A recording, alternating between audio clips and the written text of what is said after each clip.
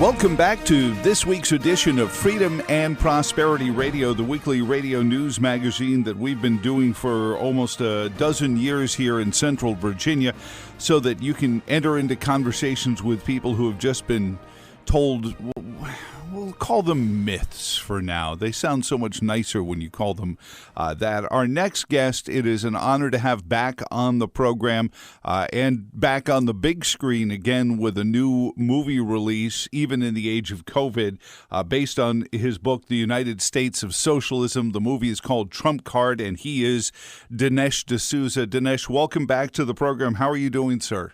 Hey, I'm doing fine, and thanks for having me on.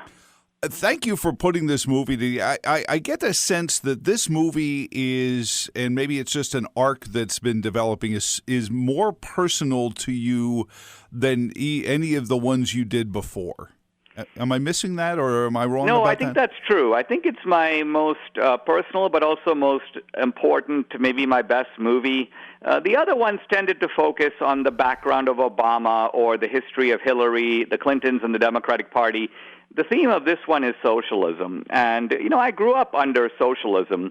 And the left says today, well, we want democratic socialism. Well, I grew up under democratic socialism. No. But it was defined by my family having a ration card. You could only buy so much rice or cooking oil or sugar.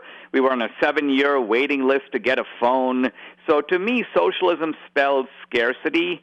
And India was at that time, of course, the begging bowl of the world. And India only began to do better when it began to move away from socialism. And really a Western style. I mean, India and the United States, share a common root as kind of at about the same time. Britain was feeling that her empire was falling apart and really put so much effort into holding on to the subcontinent, as it were. And I have relatives in England who say they are taught in grade school that they sent the B team to the colonies because they were more concerned about losing the subcontinent. But it really was Western-based socialism, not something that was born out of a fever pitch of Karl Marx's nightmares. No, in fact, the Indian independence leaders, many of them studied in England under Fabian socialists like Harold Laski. So you can almost say that socialism was the last export of colonialism. And the Indians tried it for 40 years. They saw it was horrible. They looked across their shoulder and saw the Chinese had moved away from socialism and were doing better. So the Indians followed suit. And so socialism has been a disaster all over the world. It's the most discredited idea since slavery. And so part of the premise of this movie is how on earth did this ridiculous, discredited ideology suddenly in the 21st century make a comeback and migrate to the mainstream of the Democratic Party? Dinesh D'Souza is on with us. One of the most poignant parts very early on in your movie. Yes, I've seen it. I'm a powerful and influential member of the media, as our midday host here on WCHV, our flagship station, often says. But I have seen it. And to me, one of the most poignant parts is you invoke the imagery of the Civil War. You refer to where we are as a cold Civil War. Growing up in my era as yours, we know what Cold Wars are like. But you bring up the imagery of the Civil War and the ending of it. And I think about the two Johnsons that held the office of presidency, and nobody's done more damage to the poverty in America than both Andrew and Lyndon Johnson, especially to the black communities. But the landowners of the South, especially as the Civil War was coming to an end, were sold lies. They were told lies about Lincoln's plan to create economies for the freed slaves. They were told that the 40 acres and a mule were coming from their plantations, their farms, and so they would give money to create this nightmare of John Wilkes Booth and assassination, and I feel like the same lies are being told to the impoverished now of our age, that somehow they're poor because some greedy oligarch, we'll use that phrase, have kept their money from them. Dinesh, are those similarities apt? I think so, because now as then, the argument is an appeal to envy and hatred, and it's also cast in racial terms. Again, today you don't see so much of a class appeal of the poor against the rich, but rather this idea that the reason that my neighbor is better off than I am is because his great-great-great-great-great-grandfather exploited my great-great-great-grandfather, and therefore it's perfectly okay for me, through the agency of the state, to go over and loot his stuff and for the state to keep some of it and give the rest of it to me. To me, socialism is an ideology that turns ordinary people into thieves. Because normally if someone were to tell you, go to your neighbor's house and steal his stuff, you'd be like, no way, I'm not a thief. But if they tell you, you know that stuff in your neighbor's house, it belongs to you really, and so the state is going to go get it for you and give some of it to you, you'll be like, oh, wow, that's fantastic, social justice. I'm all for social justice because it benefits me. So ultimately what the Democrats are doing is corrupting people's conscience, annihilating their conscience, and making it okay to recruit them as part of a large larceny scheme. But, what's sad is that you've talked about the socialism of India and the socialism that gripped Europe for so many years, and they're building it off what I believe it was Václav Klaus called the blue planet in green shackles, the socialism of environmentalism. As much as they try to claim, socialism has way more body bags associated with it than climate change does, whether it's man-made or not. For sure. I see climate change as just part of an ongoing campaign of fear. See, I think the left realized in the Depression, this goes back to FDR, that they could achieve things against the backdrop of the Depression. Now, no one's saying the Depression wasn't real. It was real. But nevertheless, it made people very fearful. And so Roosevelt realized, I can get policies through that I would never be able to get through otherwise. Now that people are in a crowd stampede kind of environment, I can push stuff through and exploit their fear. And since I've come to America, the left is always trying to drum up some fear or another. In the 70s, the world was running out of food, and population was getting out of hand. In the 80s, it was nuclear winter. In the 90s, the ozone layer was dissipating. For the last 20 years, it's been the apocalypse of climate change. And now it's coronavirus. So again, it's not a matter that these fears are all unjustified. It's just that they are politically manipulated to achieve goals that people would not agree to if they were in a calm, deliberative frame of mind. Is the agent of this tumult President Trump, who is the focal point of your movie? You're really at a time where that's the only kind of person who could survive in this. I tell friends of mine who are ardent Ted Cruz supporters, and quite honestly, so was I during the time. I said, can you imagine what would have happened to Ted Cruz if he had faced the kind of assaults that President Trump has been having? Because he just seems to not care anymore. Trump is, in that sense, not a normal person, and I must say I fall into the same camp, in the sense that we are not deterred by these attacks, and there's a little bit in each of us that likes them. We actually thrive in this environment. This is why I actually prefer to speak on the left-wing campus, because I find it electric to be in that environment and to take the slings and arrows of the other side and expose their shallowness and their hypocrisy. And I think Trump has had it with these people. So he's a mud wrestler, and he invites them into the mud, and going in the mud with him is like wrestling with a pig, because not only does it get everyone dirty, but the pig likes it. It's very good. I recall that the day of the inauguration in 2017, Dinesh, and I'm sure you were in a much better vantage point than I was. But I remember right after the ceremony and the speech, CNN cut to the ceremonial signing of the letters requesting cabinet positions. It's very ceremonial, but they cut to it. This was an interesting, and there standing next to the president were not Mitch McConnell and Paul Ryan, but Chuck and Nancy. And the president has always been this kind of guy who always, I think, in some way, shape, or form, naively maybe it's just a tactic, gives you every opportunity to work with him first. And then, if Reince Priebus, another great example of it, or some of the other folks who, John Bolton, I'll give you a chance, and if you don't want to work with me, then we'll go find something else to do. Is it naivete, Dinesh, or is that just a tactic of the deal? I think a way to understand Trump is that in the old days, he was very popular with the same people who hate him now. And these are the same people who lionized him. They were all over him. They thought he was the greatest. They couldn't wait to get a meeting with him or get a photo with him. And now they savage him. And they savage him knowing that he's actually a good guy. So I think this is part of why Trump reacts so sternly against these people because he knows what frauds they are. These are not people who've hated him all along. They're people who've hated him the moment he came out as a Republican. Mm-hmm. And even as a Republican, he tries to meet him halfway to no avail. And so that being the case, a little bit of that scrappy New Yorker comes out of Trump, and he goes, well, fine. If you want to put up the fisticuffs, here we go. So he's a guy who's willing to hit back, and I think Republicans have actually appreciated that about him after we appointed one Boy Scout after another who would basically go into the fetal position when the going got rough. Yes, what did Speaker of the Senate Leader Harry Reid say? Who cares? We won when lying boldly about Mitt Romney in 2012. Dinesh D'Souza is on with us. Bad host etiquette. Where is the best place for people to see your new movie, Trump Card?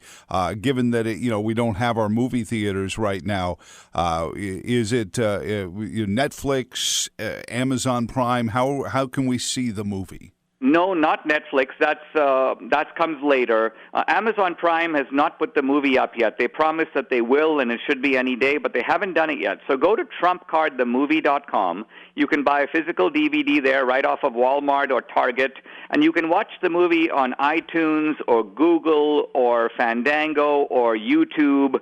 There are a bunch of platforms that are showing the movie, and you can watch it on any device. I obviously prefer you watch it on a big screen TV because it was made for the big screen. Mm-hmm. It's got a big landscape to it. But you can watch it however you want, and TrumpCardTheMovie.com is the place to go. And if you happen to pick up one of those inflatable movie screens and you want to have everyone over in the backyard, that's certainly not a bad idea. Just me saying, Dinesh.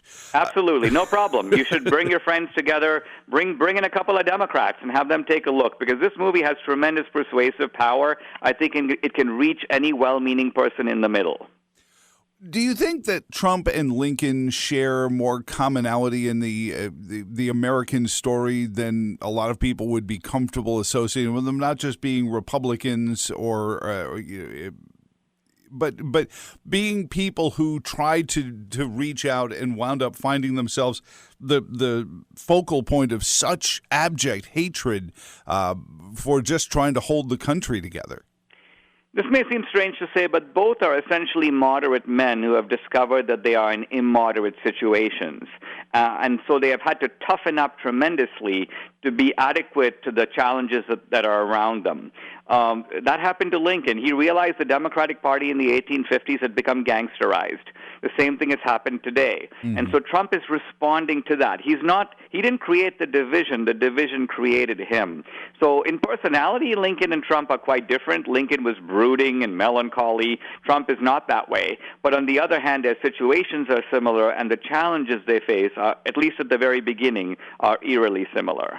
I had to chuckle at the opening of the movie, Dinesh, when it goes through your story of being persecuted for campaign contribution violations, and we watch some of these groups are now being accused, these social media platforms are doing the same thing by either taking down news stories that might look bad against the former vice president, or just in general throttling conversations that they disagree with. You actually went to jail over this, and they're getting lauded for it. Does that frustrate you at all? Well, I mean, I've just come to see not only the deep double standards in the part of the media, their sheer dishonesty. You know, in the past, conservatives would say things like, well, they're not covering the story because the media is sensationalistic. They go for what's sensational. Well, what could be more sensational than the fact that the guy at the top of the Democratic ticket has been running a sort of crime family operation in which he's in on the take, and we have smoking gun emails to prove it, talking about some of the equity goes to the big guy, Joe Biden. Mm-hmm. And there it is, and they won't cover it. So this actually shows the depths of their dishonesty, and it shows really how we can't trust virtually a word that comes out of these people. It also shows you that the deep state corruption goes very high up, and this has still not been cleaned out. I think it's because Trump has not controlled his Justice Department for 3 out of his 4 years, and this remains a very important unfinished agenda for the second term.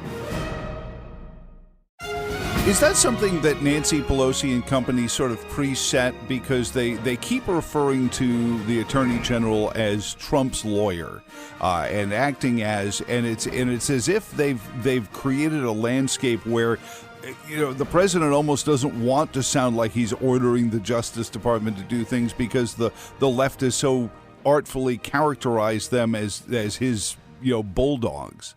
This gets to something that my wife says frequently. She goes, how come when we are in control, we are still never in charge?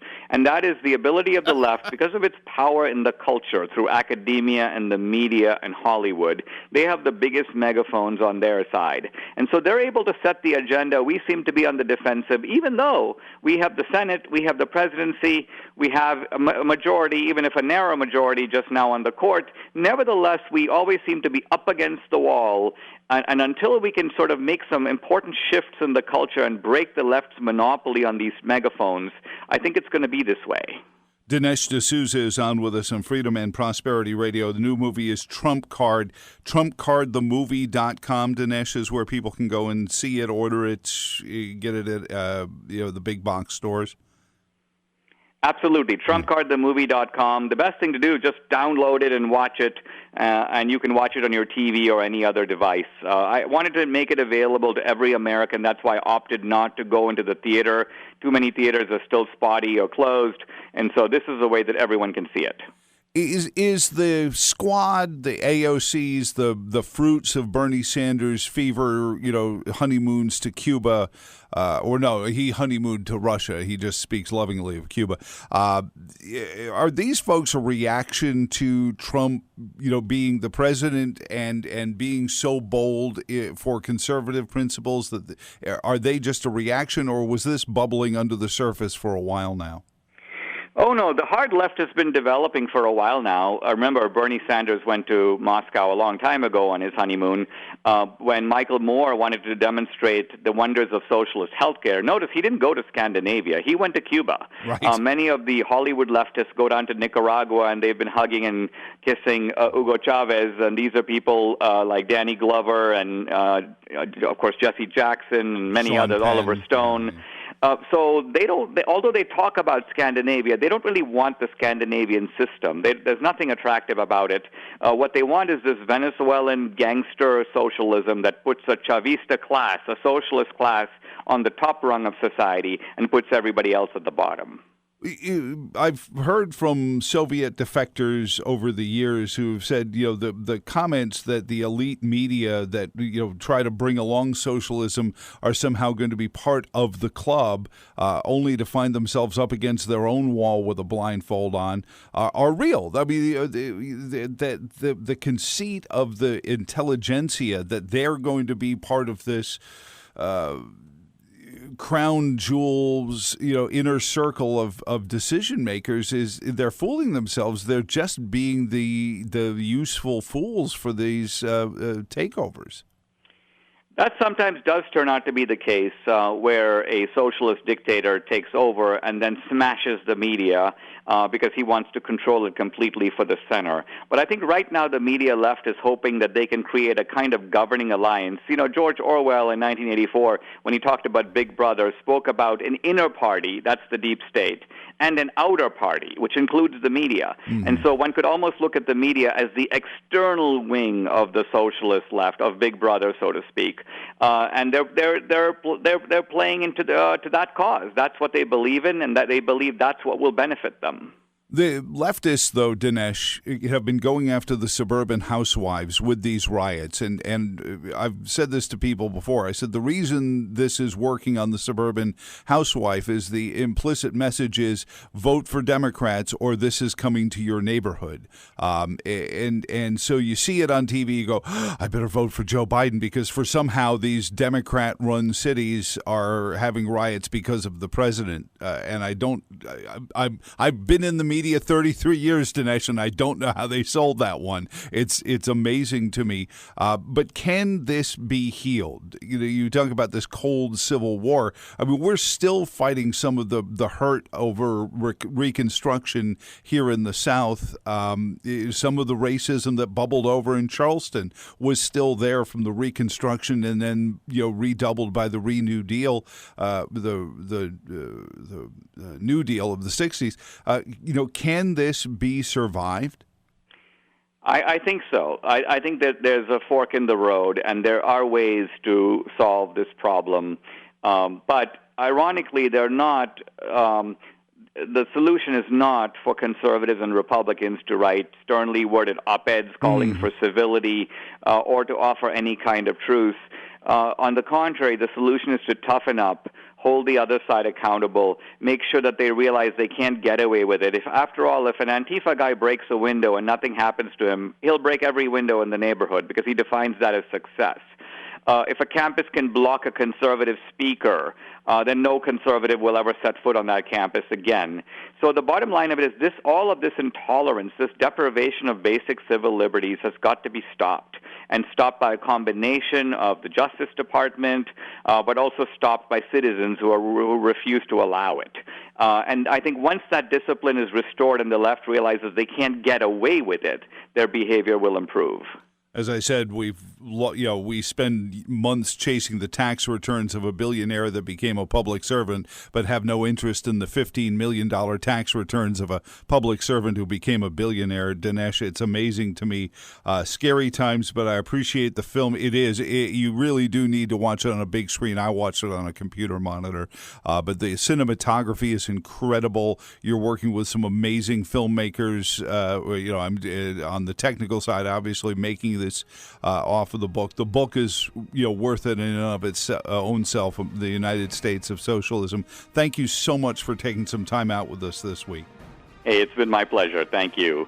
It is TrumpCardTheMovie.com on Freedom and Prosperity Radio. And for you, thank you for tuning in this week. For all of us here at the Virginia Institute for Public Policy, my name is Joe Thomas. So long, and thanks for all the fish.